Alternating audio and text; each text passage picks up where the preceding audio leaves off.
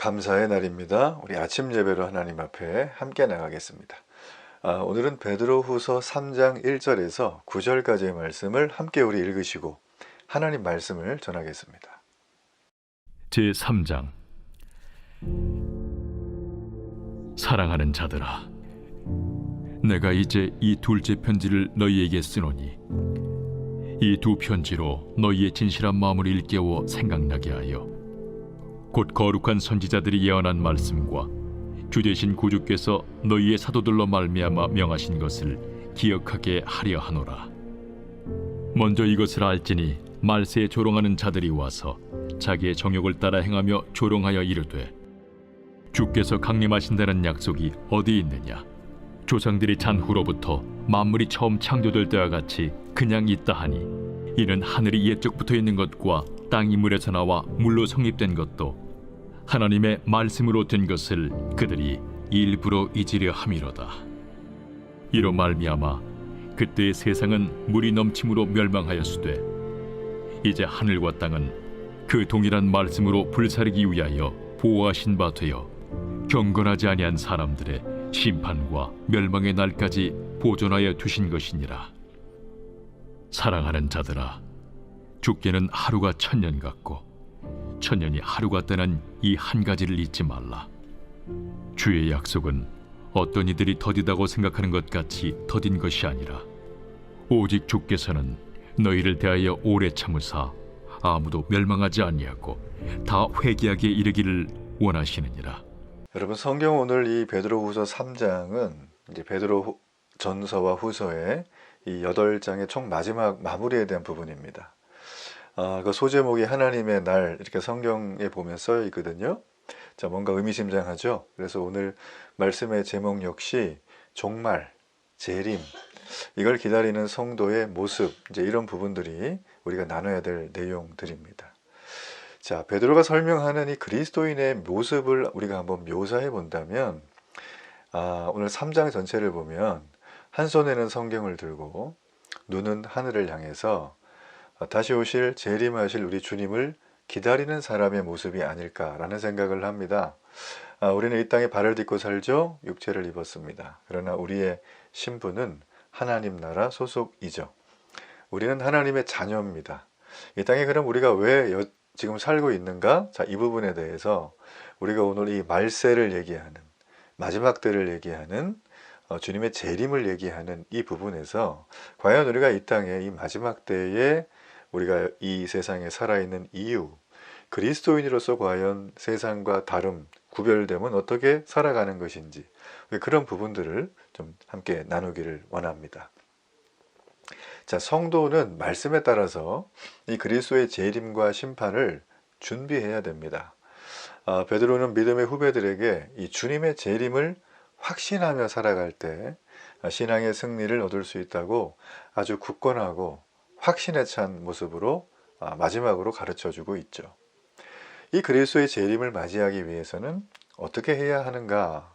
우리가 말씀을 통해 오늘 좀 깨닫는 시간 가지면 좋겠고요.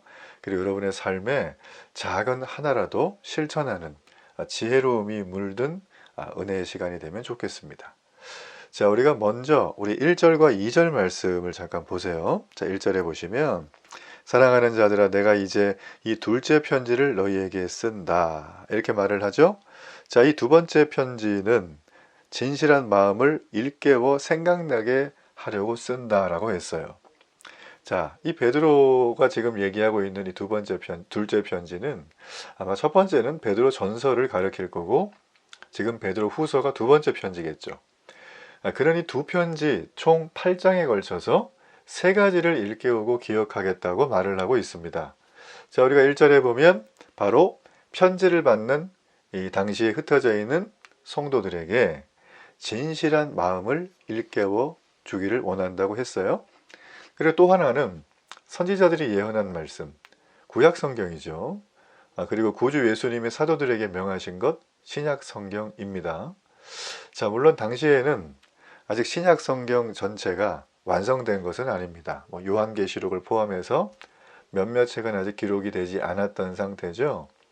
그렇지만 사도들의 서신들이라든지 복음서가 성도들의 신앙과 삶의 길을 알려주고 있던 시대였습니다.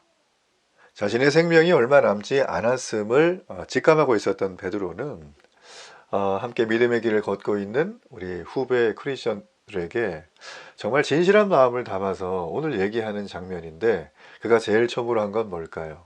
바로 여러분의 신앙의 핵심적으로 붙들어야 될 것은 이 사람의 말도 아니고 이 사람의 믿음의 삶도 아니고 오직 예수 그리스도가 증거되고 있는 성경을 붙들라고 말하고 있습니다. 마지막으로 하는 말은 대부분 사족이 없죠. 그리고 진심을 얘기하죠. 가장 중요한 걸 얘기한다고 우리가 볼 때, 지금 베드로가 하는 얘기는 바로 무엇을 붙들라? 성경을 붙들라는 것입니다. 신구약 성경. 구약만 외치는 이단들이 있고요, 신약만 외치는 이단들이 있고, 뭐 그래요. 일부만 또 외치는 이단들이. 그러니까 이단들은 성경을 얘기하지만 성경 전체를 신뢰하거나 받아들이거나 그걸 자기 삶의 기준으로 삼지 않아요. 그런 이단들이 너무 많아요. 특별히 보통 뭐 연예인들이 앞에 나와가지고 요즘에 무슨 성경 강의 한다고 하는데 아주 위험합니다. 뭐 신학을 하셨다 그래서 검증됐다고까지 얘기를 하지만 그 위험합니다. 왜냐하면 이분들은 목회자들이 아니잖아요. 그러니까 세대주의 종말론들이 너무 많고, 일단은 그리고 사람들이 이 땅에서 삶이 힘들으니까 그냥 도피처 정도로 신앙을 여기게 하는 그런 게 좀 많아요. 여러분, 일선 목회자들은 그렇게 단무지 형식으로 적용하지 않습니다. 우리의 주님이 임박한 날이 언제인지 모르기 때문에 우리는 방관하지 않고 이 날을 어떻게 하면 신앙과 삶으로 살아갈 수 있을까를 성경을 가지고 다 얘기를 하고 목양을 하는 거죠. 그래서 여러분, 목회자를 신뢰하세요. 그리고 이 목회자와 교회와 이런 분들을 신뢰하는 기준은 거기에 살아있는 복음이 선포되는가, 그리고 그 복음이 그걸 말하는 분이나 삶으로 살아가는 성도들의 공동체의 복음의 문화로 저변 속에 나타나 있는가를 꼭 보셔야 돼요. 많은 사람이 있고 조직이 있고 화려한 거, 뭐가 좋은 거, 찬양이 좋은 거, 아니면 뭐 교회가 뭐 작은 거, 큰 거, 뭐 오래되고 안 오래되고, 뭐 교단 이런 걸 보지 말고요. 물론 교단은 봐야 됩니다. 그렇지만 하나님 나라의 복음, 그 살아있는 생명의 복음. 다윗이 하나님의 법궤가 들어오니까 춤추며 예배했거든요. 다윗이 주책 맞은 게 아니에요. 살아계신 하나님의 임재가 자기 나라가 예배가 끊어졌는데 예배를 이제는 광야가 아니라 성전에서 할 수 있다는 그 놀라운 희열과 기쁨이 그를 왕의 채통도 버린 춤추는 예배자로 만들었던 거예요.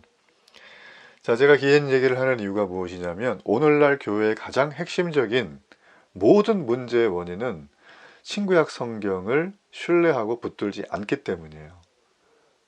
여러분 잘 생각해 보세요. 말씀이 여러분의 삶에 흐르지 않으면 여러분의 신앙 절대 못 지킵니다. 스스로는. 아무리 내가 좋은 교회에 속해 있어도, 교회가 정말 내가 말씀을 보지 않고 그 말씀이 무엇인가를 고민하지 않고 말씀의 삶으로 살아가지 않으면 여러분의 삶 속에는 마귀가 틈타요. 마귀가 틈을 못하게 만들어야 돼요, 우리가. 날마다 마귀한테 이런 말을 이제 좀 그만하고, 마귀가 틈타지 못하도록 전신갑주를 입으면 되죠. 그래서 여러분, 말씀은 이 전신갑주 중에 투구, 방패 많이 있지만 다 방어용 무기인데, 말씀만은 뭐예요? 공격용 무기예요. 검이거든요, 이게. 사탄이 못 오게 해야지, 왔는데 맨날 힘들어요, 이런 거는 좀 지나가야죠. 자, 그래서 지금 이 당시에 그런 문화들을 베드로는 직시하고 있었기 때문에 신구약 성경을 붙드는 것보다 더 중요한 것은 없다. 그는 이렇게 마무리하는 장에서 대놓고 핵심을 얘기하고 있어요. 자, 밑에 있는 내용은 그걸 붙드는 사람들이 어떻게 재림을 바라보냐, 그리고 재림이 왜 지금 안 이루어지고 있느냐, 자, 이런 부분에 대해서 이단과 거짓 교사들이 덤비고 여러 가지 이의제기를 할 때 해석해 주는 내용들입니다. 자, 그 내용을 한번 보자는 거예요. 자, 3절의 말씀. 자, 먼저 이것을 알지니 말세에 조롱하는 자들이 와서, 이렇게 돼 있어요. 자, 말세에 조롱하는 자들은 지금까지 얘기한 거짓 선지자와 거짓 선생들이죠. 그들이 와서 뭘 합니까? 자기 종욕을 따라 행한다 그랬어요. 자, 뭐 이 말은 긴 얘기가 필요 없이, 우리 요즘에 뭐 신앙인이든 안 신앙인이든 간에 네 뜻대로 해, 네가 좋으면 장땡이지, 뭐 네가 행복한 게 인생의 기준 아니야, 뭐 나라도 뭐가 필요하고 또 뭐 사회 제도와 문화와 공동체가 뭐가 필요하고 심지어는 너를 낳아준 부모님이 너에게 뭘 해준 게 있다고 너는 그러니 네 뜻대로 살아. 그럼 사람들이 거기다가 막 댓글 달고 해시태그 달고 막 이거 막 퍼나르기 하고. 그래서 여러분 30대에 파이어족들이 너무나 늘어나고 있고요. 그리고 여러 가지 신조어들이 생겨지는 걸 보면 다 무엇입니까? 네, 극도의 자기만족에 빠져있는 시대다. 저는 이 세상이 앞으로 그렇게 계속 아마 고속열차를 악셀레이터를 더 밟고 갈 것이다. 저는 그렇게 봅니다. 왜냐하면 성경 말씀에 나오잖아요. 자기의 정욕을 따라 행한다. 자, 거짓 교리와 거짓 말씀과 성경을 왜곡하는 수많은 이단들의 특징은 뭐예요? 그 속에서 자신의 정욕을 살 수 있도록 명분을 주어줘요. 그리고 그걸 할 수 있는 리더를 뽑아서 또 다른 사람을 포섭하고 또 포섭하는 그런 정말 아주 악랄한 그런 방법을 씁니다. 여러분, 종교를 자기 만족과 자기 행복의 도구로 삼는 거는 그건 다 이단들이 하는 짓이에요. 네, 모든 종교는 마찬가지입니다. 그리고 그거는 자기의 삶을 명분을 지지해주는 정도만 쓰는 거죠. 보험 약관 정도로만 쓰는 거고 실제로는 그 종교를 통해서 뭔가를 더 숭고한 가치라든지 어떤 세상의 이로움을 이런 것들은 별 관심이 없어요. 그러니까 예전에는 오히려 구도의 시대니까 그게 좀 더 고결한 모습이 좀 퓨리했는데 요즘엔 어떤 굉장히 세속적이죠. 종교를 대하는 게. 그래서 교회 오는 분들의 그 동기들을 보면 내가 정말 하나님 만나고 싶어서 왔다는 분들이 드물어져요, 요즘에. 그리고 또 이 기존의 이 신자들 중에서도 하나님 말씀에 대한 열심, 그 성경 자체에 대한 공부, 날마다 이게 나에게 흐르게 하는 최선을 다한 신뢰, 삶의 적용 이런 것들보다는 의심하고 계속 이렇게 뭔가 좀 뭐랄까요, 좀 건강하지 못한 질문을 하고 이런 것들이 이제 늘어난다는 거죠. 물론 거기에 맞춰서 기독교가 이 변증을 잘 해서 그들이 그런 걸 좀 불식시켜주고 성경 안에서 길을 찾게 해주는 건 굉장히 유익하지만 여러분, 이거는 뭐 불과 한 100년 전만 해도 이런 멘탈리티는 별로 없었어요. 이 시대를 살아간다는 게 바로 3절에 나와 있는 자기의 정욕을 따라 행한다.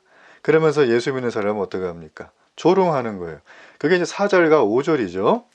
자, 주께서 강림하신다는 약속이 어디 있냐라고 조롱을 합니다. 그러면서 조상들이 잔 후로, 그러니까 조상 때부터 내려온 거죠. 만물이 처음 창조될 때와 같이 그냥 있다. 변한 거 없다는 거예요. 그러면서 막 조롱을 엄청나게 한다는 거죠. 그러니까 이때는 제가 참고로 말씀드리지만 서신서가 써질 때는 예수님이 우리 세대에 온다라는 그런 약간 임박한 종말론에 다 휩싸여 있었어요. 그래서 데살로니가 교회 같은 경우에도 이것 때문에 이 무기력함과 나태에 빠졌던 성도들이 좀 일부 있었죠. 그래서 바울이 질책을 했죠. 정신 차리라고. 정신 차리라고. 어떻게 대제명도 못한 삶을 살고 있느냐 이제 이렇게 하면서 아주 호되게 혼을 냈어요. 그러니까 이제 이 베드로 전서가 쓰였던 이 동네 소아시아 지역도 아마 이런 게 있었던 것 같아요. 그래서 지금 베드로가 그런 얘기를 이제 요 얘기를 적어가면서 하는 거예요. 그 5절에 뭐라고 답합니까, 베드로가? 하늘이 옛적부터 있는 것과 땅이 물에서 나와 물로 성립된 것도 하나님 말씀으로 된 것을 그들이 일부러 잊으려 함이다. 세상은 하나님 말씀으로 창조가 되었어요. 하나님이 손으로 빚은 게 아니라 하나님의 말씀으로.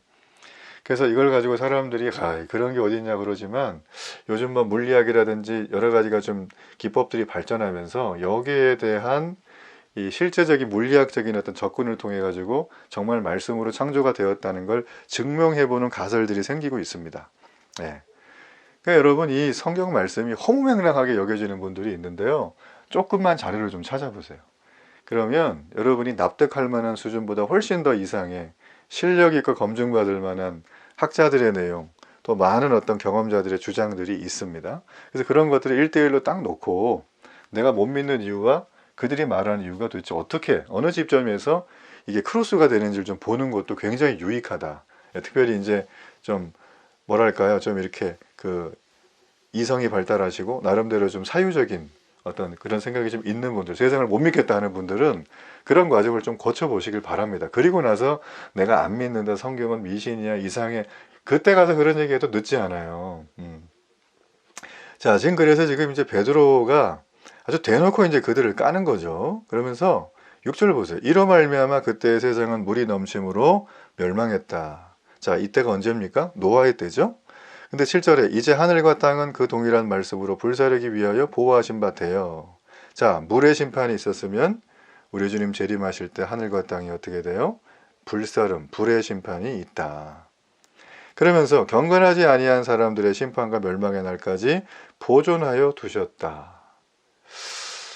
아, 참 이게 너무나 우리에게는 소망이자 불신자들에게는, 특별히 주님을 거부하고 복음을 거부하는 사람들에게는 정말 멸망과 재앙의 시그널을 얘기하고 있는 거예요.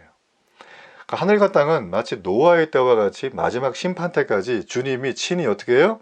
보존하신다. 근데 때가 되면 하나님이 이번엔 불로 심판하신다. 요즘 화산 터지죠? 자꾸 기후변화 때문에. 자, 아이슬란드도 터지고 지금 뭐 이쪽도 터지고 있는데요.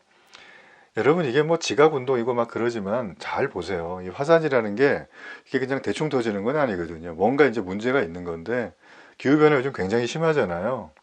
그러니까 불의 심판이 어느 날 갑자기 와서 막 전 세계가 불바다, 뭐 이런 어떤 뉘앙스도 있겠지만 저는 소소히 오지 않을까 하는 생각도 있어요. 아무튼 이건 뭐 제 생각이고요. 그래서 말씀을 제대로 알지 못하는 분들은 이처럼 하나님의 정말 전능하심을 믿지 않죠. 그리고 그분은 엄하신 분이죠. 사랑이 있지만 공의로우신 분. 반드시 심판하시거든요. 이걸 안 믿고 여기 보면 조롱을 해요. 그래서 주님의 재림과 종말의 날까지 믿지를 않습니다.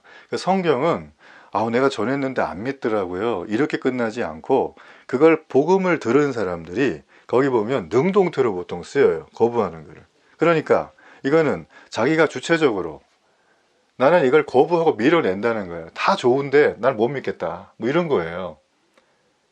그러니까 이런 분들은 정말 백약이 무효하죠. 너무 마음이 아프죠. 왜냐하면 주님이 지금 마지막 심판 때까지 노아의 때처럼 하늘과 땅, 뭐예요? 우리가 보는 이 모든 걸 다 보존하신다는 거예요. 그러니까 주님이 재림하시면 보존하던 게 끝난다. 예. 주님은 올라가신 그대로 올 거라는 거죠. 그래서 우리는 믿음을 가지신 분들은 부끄러움을 당하지 않도록 그때까지 준비를 해야 되는 것입니다. 자, 그러면 도대체 지금 이들이 4절에 얘기하는 것처럼 왜 주님의 다시 오심 재림이 미뤄지고 있는가? 그게 이제 8절에 나오죠. 한번 읽어볼까요? 사랑하는 자들아, 주께는 하루가 천년 같고 천년이 하루 같다는 이 한 가지를 잊지 말라. 잊지 말라. 9절에 이런 얘기를. 주의 약속은 어떤 이들이 더디다고 생각하는 것 같이 더딘 것이 아니라 오직 주께서 너희를 대하여 오래 참으사. 이 주어가 어디죠? 주님이에요. 우리 하나님. 주님이 우리를 대해서 오래 참는데요. 왜요? 아무도 멸망하지 않게 하려고. 그러니까 우리가 이 땅에 살 수 있는 건 뭡니까? 회개하는 거죠. 교회는 복음을 소개해야 돼요. 교회는 문화센터 절대 아닙니다. 자기개발소도 아니고 로터리 클럽도 아니고 친교 모임도 아니에요. 교회는 정말 뭐 코리안 푸드 먹으러 오는 것도 아니에요. 사실은. 그러니까 교회는 무엇입니까? 복음이 빠지면은 사람들의 잡기가 능해지기 시작을 하고 사람들의 사설과 여러 가지 많은 이익에 의한 어떤 흐름들이 생겨요. 그러면 복음이 설 자리가 없어요. 그러니까 이런 사람들 주님 어떻게 얘기하시죠? 하루가 천년 같고 천년이 하루 같은데 이거는 나만 아는 거지 니네 모르잖아. 그러니 지금 빨리 회개하라는 거예요. 우리의 불의를 벗는 방법은 주님 앞에 나가서 내 죄를 고백하는 것입니다. 복음이 정말 들려지면 마음이 찔립니다. 굉장한 부담을 느껴요. 이거는 빛에 쪼달리는 거랑 달라요. 이 복음이 내게 오면 내가 설명이 안 되지만 우리 주님이 나를 훤히 보시기에 내가 함부로 살아갈 수가 없습니다. 그러니 복음을 가진 사람들은 겸손하게 되고 진실하게 되고 정직하게 되고 다른 사람한테 존중하게 돼 있어요. 이게 여러분 뭔가요? 원래 죄짓기 전에 창조된 아담과 하와의 모습이에요. 그러니까 하나님은 복음의 사람 그리스도인들이 그런 삶을 살기를 원하시는 거예요. 왜냐하면 9절에 나오잖아요. 그걸 보고 멸망으로 치달는 세상의 모든 불신자들이 회개하고 내게 오라는 거, 구원받기 위해서.